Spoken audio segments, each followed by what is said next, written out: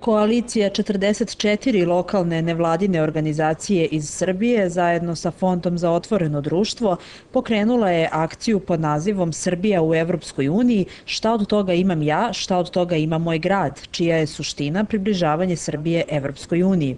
Ovaj projekat čini 300 interaktivnih panela na kojima će građani Srbije imati priliku da u direktnom dijalogu sa stručnjacima iz raznih oblasti dobiju odgovore na pitanja vezana za proces pridruživanja Srbije Evropskoj uniji. Panel diskusija na temu regionalni razvoj i decentralizacija održana je u opštini Valjevo, a gosti su bili Tatjana Pavlović-Križanić, Osman Balić i Saša Kristić.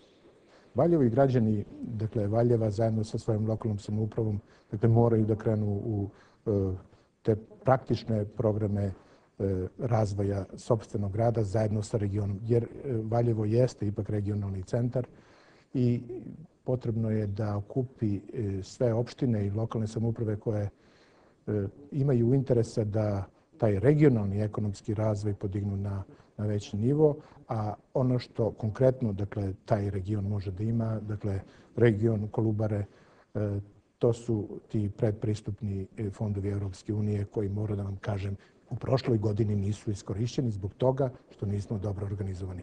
Projekat Srbija u Evropskoj uniji, šta od toga imam ja, šta od toga ima moj grad, realizuje se u periodu od 15. marta do 9. maja, kada se obeležavaju Dan Evrope i Dan pobede nad fašizmom i bit će predstavljen u više od 80 opština u Srbiji. Projekat sufinansiraju Fond za otvoreno društvo i Institut za održive zajednice.